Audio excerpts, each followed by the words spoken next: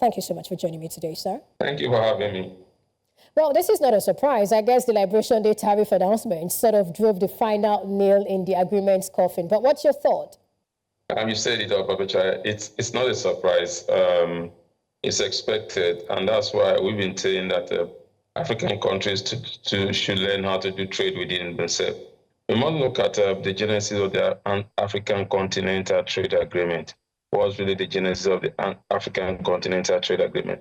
It's way whereby the American government, the United States government, was thinking of how it can build up trade between them and other African countries, especially. It was a more or less like a one-sided event type of trading, where the American seems to be the one that bring in petroleum everything, and also the African countries were not having. So they were looking at ways that they can improve the African product to be able to sell in the United States of America.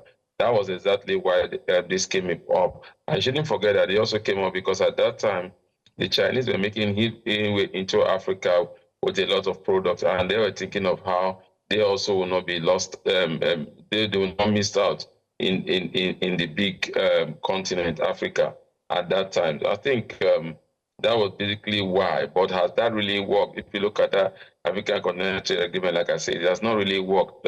It's difficult to point out what any African country have benefited from that trade agreement. Well, before weighing the pros and cons of this, I would like us to consider this. I mean, around 30 of Africa's over 50 countries actually benefit from the initiative, which supports a wide range of exports from clothing to cars. I mean, in 2023 alone, we're talking $9.26 billion worth of goods being exported under the accord. And that includes $4.25 billion from the oil and energy sector. I mean, how vital are these products to the U.S. and what competitive advantage do you think African businesses sort of hold over other regions? Well, you just hit the nail on the head, and you said about oil and gas. That seems being the major driver of America export from Africa. So definitely that is still there. But again, it's also being threatened with this renewable energy, clean energy. And so definitely that is being threatened. If you look at clothing, yes, in terms of African fabric, they found their way there. But when you talk about cars, I think mostly it's African countries bringing in their cars into from US into their continent, rather than US buying cars from Africa. We don't have any major African car manufacturer. So yes, most countries have benefited, but again, when you look at the larger picture, what type of benefit does it entail compared to what they also have benefited in bringing in products into Africa? That's what I definitely mean. Whereby we can say how many countries have this really benefited? If you in terms of earning FX through their export of their product to America compared to what America earn by exporting their product into Africa. Oh, well, South Africa sort of exports cars also to the UK, to the US, and, some other countries like that. So, I mean, we can just give that to South Africa. But, I mean, back to this conversation. In Troy's word, if there is going to be a renewal of AGOA, it will probably reflect the modern world. And the modern world, for me, definitely talks about, reciprocal relationship, one that sort of addresses the needs on both sides. Help us unpack this. What are we looking at with this? Well, you said it. If you have over 50 countries and only one country does a very large business with you in terms of import of cars, you get what I'm trying to say. What is the larger picture for Africa? I think we also should think about protecting our own local economy. What I ask is what the volume of trade between Africa and the United States, how much is that volume of trade outside of the valley because of our poor exchange rate in terms of other benefits? I don't think we really do. So what we need to do is to look inwardly, like I keep saying, Africa be able to do more of this trade within themselves, because again, what is hindering them from doing some of this trade within themselves is because of the poor issue that has to do with cost of production, poor energy, high energy costs, or in some places very poor energy. So we need to do a lot in that, building up our infrastructure, so making our product more competitive in the international market. because again, that is where the challenge also is, to add value to your product and send them into the international market. That's also where I think Africa will need to improve. But first and foremost, I think Africa should think of improving in the amount of trade they do within themselves, and then you can also begin to look at other areas, either through assistance, not necessarily mean aids like what we have seen over the years. Well, what sort of assistance will that be if it is not aid at the end of the day? I mean, I'm just thinking now, when we talk about some of the challenges Africa faces, you want to talk about infrastructure, you want to talk about electricity, and we know how this poses some challenge to production. And apart from that, you also want to look at non-tariff barriers and even tariff barriers. These are some of the things that AFTA sort of seeks to address. But coming to the infrastructure part, how long will it take Africa to fix that? We can't look towards Africa to fix it because, again, Africa do not have the resources to fix that. They also have to look at what the partnership like in terms of building those infrastructures, and rather than just depending on American companies come to build the infrastructure, African countries also should think about partnership. In fact, they are bringing the funding to build this for we are having we have the project in itself, so it should be a win-win thing. But what we have seen is always one side getting more benefit than the other. Exactly, we really need the Americans to build our infrastructure, especially our power infrastructure and our transportation infrastructure. But in doing that, also, we must make sure that we are not short-charging ourselves in terms of what we tend to gain from it. But the challenge is, by the time you look at some of these projects, it's involving a lot of corruption, which is likely to be inward from our own side, rather from their own side. So there's a lot of work to be done if we want to build infrastructure. We want Americans to help us build infrastructure. What kind of infrastructure do we want? How long will they operate those infrastructure? How much are they bringing to the table to develop those infrastructure? That, for me, is what we should be looking at. Rather than going cap in hand, we should be doing the PPP, public-private partnership, even with an American company. Do you want to come to Nigeria, build it up, operate it as also here, give it to Nigerians? In that doing that, the years that are here, they will be forced to pay tax, and also Nigerians are also that will benefit from that job, also will pay taxes, and then the country at the long run tend to benefit more. Right, that's quite interesting. But I mean, I want us to go back to this AGOA conversation. I know you're more into Africa, let Africa trade within itself, let Africa, just walk around making things work within it. But just like Troy posited, he said it's up to African diplomats to lobby the U.S. Congress. And he said some are already asking for free trade areas with the United States. Now, back to AGOA, really. I mean, I do not think we should probably, throw this away. Maybe there is a way out. So what should be Nigeria's bargaining chip here? Our bargaining chip at Nigerians should be our people. And unfortunately, when you look at Nigeria, you raise a very valid challenge that has to deal with, that has a lot to do with tariff. Remember that the tariff have been imposing some in Nigeria just because of what the Trump so-called a poor trading policy, whereby there are particular goods that cannot trade competitively. They were not even allowed to enter Nigeria because they tend to distort the local industry here in Nigeria. So we need to begin to look at that tariff structure, because that's what is really driving up the cost of production. Then we'll begin to gain from whether within African trading within themselves, or even exporting to some of these African countries, European countries and the Americas. So there's a lot of things that we will need to do as a continent and also as a nation. We also have to look at, even if we have to build infrastructure, who are going to benefit from those infrastructure? That means we need also to contribute to the benefiting of those infrastructure. In terms of lobbying, I think lobbying is allowed. We could still lobby it based on the potential that we have seen in it, how much growth it has helped, how much job it has been able to provide for Nigeria Nigeria and Africa in the long term. Yes, we must lobby for it, but in lobbying, we must also be cautious of the kind of condition that we are lobbying and will be given to us, and then we'll sign it off. So I think it's okay for us to lobby, but then we need to look at this condition that we're given to us.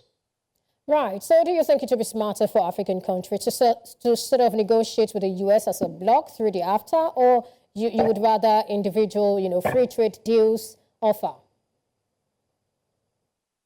If you know Trump or what Trump is, Trump doesn't like negotiating in the bloc. Multilateral. He likes negotiating with individuals country. So definitely, I think he's bringing in that because, again, you shouldn't forget, perpetually, the silent rivalry between the Anglophone and the Francophone. So definitely, I think they will use that. They want to negotiate individually with each country. That makes it easier for them to handle rather than negotiating with the African Union as a union, as an organization. I think it will pay them to level individual. For African country, yes, it could also be an advantage if you have your house in order, like countries like South Africa, countries like Kenya, that have been able to bring in a lot of things that these countries need. Kenya, you look at tourism. America, South Africa, you look at that larger picture that, like what is of the manufacturing sector, the power sector, the steel sector, what they've been able to bring into their economy. That's what they'll be looking at. So the American would like to interact with individual nation than with a bloc. And I think African also could also look at that depending on what are your competitive advantage rather than just negotiating as a bloc, whereby in the real sense, even within the bloc, you're not doing more business within yourself. So what are the advantage you go there in negotiating when you are, even before you go to the negotiation table, there's a lot of division within the African countries. Well, I can't agree more. But away from that, you actually mentioned something that's very important, talking about South Africa being big when it comes to, steel and all of that. But of course, I will get to that conversation when we come back from this break. Please stay with us.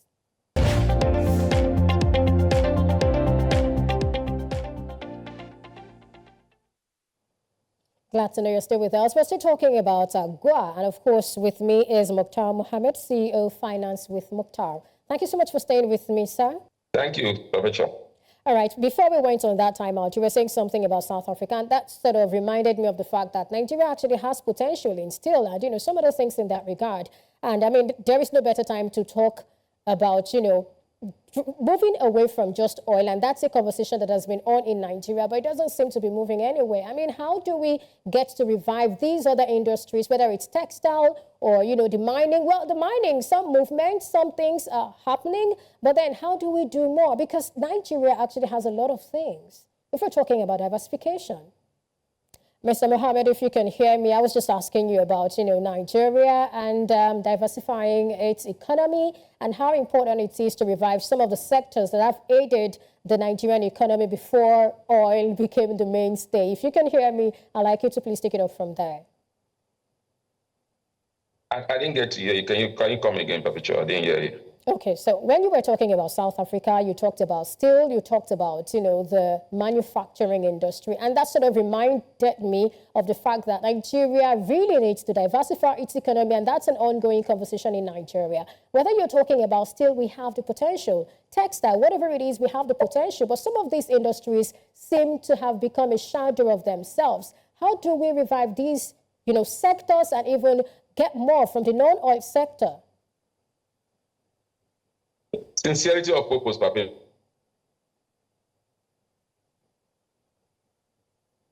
It's sincerity of purpose. We always say that we want to diversify. But you and I know that when it comes to diversification in terms of Nigeria, you only see that when the price of crude goes down, then we begin to say, oh, we want to diversify the economy. But in the real sense, we are not really serious with diversification. You look at the steel that you're talking about, the AGOA Steel Complex, which is one of the largest steel depot in the world.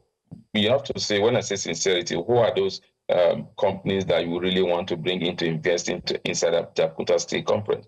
That has to do with the sincerity of purpose. Now, there would have been no better time for Nigeria to tap into that sector, especially now whereby the number one steel producer in Africa are having issues with the United States of America. We would have been able to take advantage of that.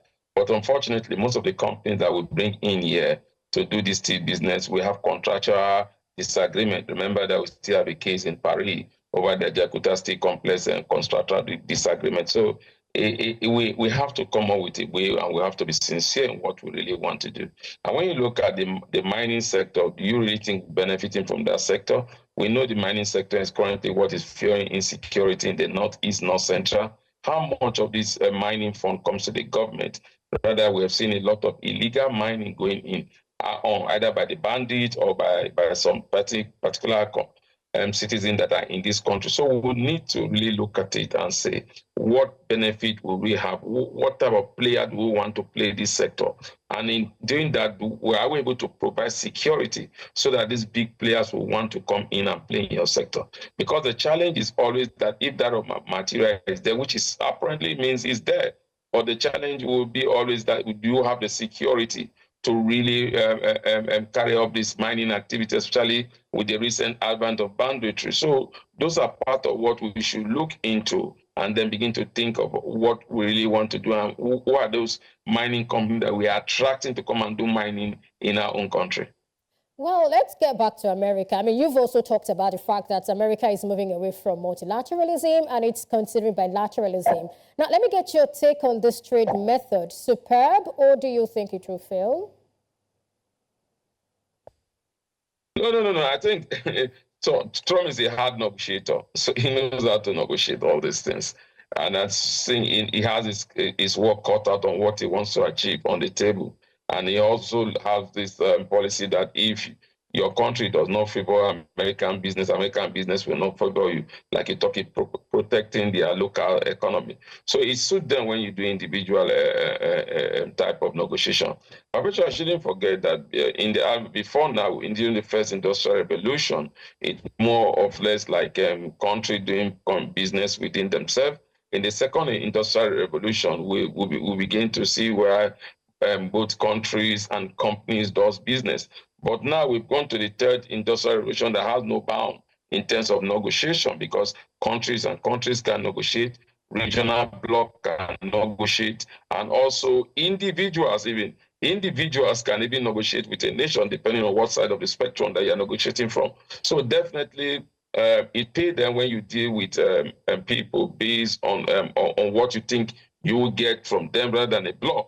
But when you look at the bloc, when you want to deal in bloc in terms of African countries, then the three big economies in Africa, South Africa, maybe Kenya or Egypt, Nigeria, those are the bigger economies in Africa, and they tend to benefit more if they put their house in order than dealing with individuals. So America would rather want to deal with individuals. And you mustn't forget that the Chinese itself as a nation, in terms of negotiating, they are not negotiating as a bloc. They are negotiating in terms of individuality, different relationship they have with each country, and that has helped them grow in terms of expanding. I think America want to do that, and also in doing that, thinking of ways to outsmart the Chinese. Remember that the trade war is more or less a war between the Americans and the Chinese. So which of them want to outsmart each other to get a larger stake in Africa? Where does this leave the World Trade Organization, really? I mean, we are probably seeing a new trade order. I think there's a lot of work for them to do. I mean, you see that sometimes agreements have been signed, but again, you want to ask yourself, how effective, how has the World Trade Organization fared in terms of effectiveness? You realize that it's non-existent, especially when it comes to deal with this major economic of the world. It seems to have an upper hand because it seems to be that more of the funding for the World Trade Organization comes from them. So it's still a lot of work, and unfortunately for us, we have our own Ngozi Nkojo-Iweala leading the World Trade Organization at this difficult time. But I think at the end of the day, definitely there will be a solution. But again, in terms of that solution, who brings first? Who does it really favor?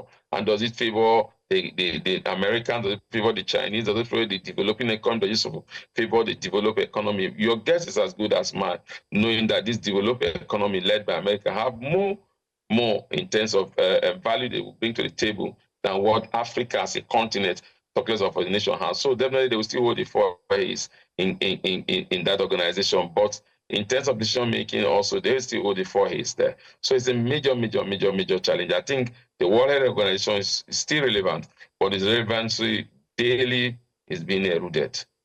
Right. Thank you so much, Muktar Mohammed, CEO Finance with Muktar, for your time and thoughts on the show today.